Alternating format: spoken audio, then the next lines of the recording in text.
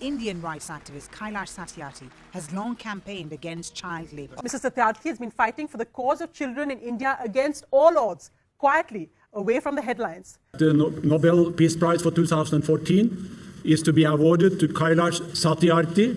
Kailash Satyarthi, whose campaign against child labour and child slavery has transformed tens of thousands of young lives. Kailash Satyarthi. Kailash Satyarthi ne. Kailash Satyarthi. Malala Yousafzai and Kailash Satyarthi. Small children of 6, 7 years and older are forced to work 14 hours a day, without breaks or a day of rest. If they cry for their parents, they are beaten severely, sometimes hung upside down from trees and even branded or burned with cigarettes. Because the Indian government isn't able to enforce all of the laws due to the weak policing system, there was really nobody fighting or even simply discussing a change in children's rights. That was until grassroots activist Kailash Satyarthi began his works of activism by creating groups which upheld the laws against child labor that were precedented. Through these works, he was sent death threats on a frequent basis and often was physically attacked, along with the reality that 2 of his fellow activist colleagues were killed for Satyarthi's same beliefs. Through all of this distraught, however, he persisted. Almost 170 million children are working worldwide. India have at least 50 million children working in full-time jobs. So you will find children working everywhere in the country. If they are bonded laborers, then there is no question of being paid any wages. It's a denial of childhood, and that is unacceptable.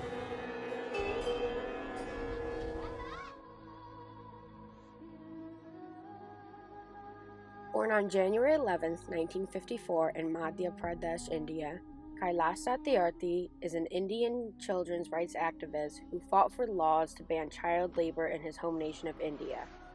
After leaving his job as an engineer in 1980, Satyarthi found the Bachpan Bachao Andolan, which in English translates to the Save the Childhood movement. Along with this, he became the Secretary General of the Bonded Labor Liberation Front, a non-government-ran organization in New Delhi fighting to banish illegal child and debt labor. Through the BBA, the 26-year-old at the time built homes for tens of thousands of children he liberated from slavery. Satyarthi is the architect of the largest civil rights society for exploited children, the Global March Against Child Labor, whose mobilization of unions and forward movement of civilization as a whole led to the adoption of the International Labor Organization Convention on the Worst Forms of Child Labor in 1999.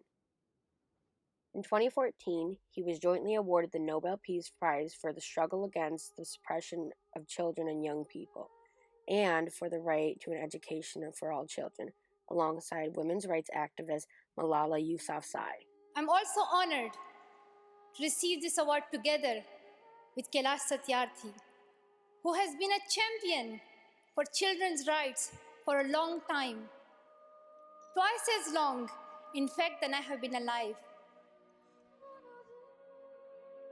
Because of the Robert F. Kennedy Human Rights Award winner, over 84,000 children have been taken out of their harsh work standards and placed into schools.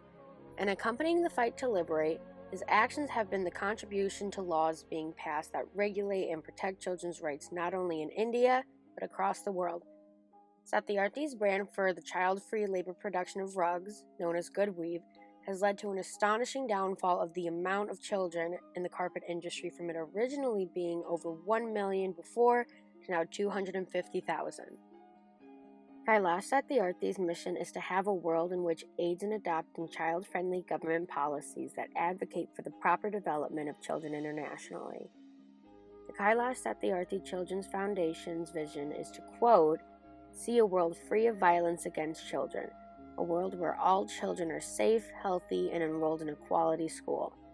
The foundation believes that there are 3 P's in solving the child exploitation problem worldwide: prevention, protection, and policy prioritization. His life as a whole is an inspiration which could teach both children and adults alike to be active in service, help in civil rights matters, as well as help those who aren't as privileged, since there are still people of all ages oppressed in this modern world.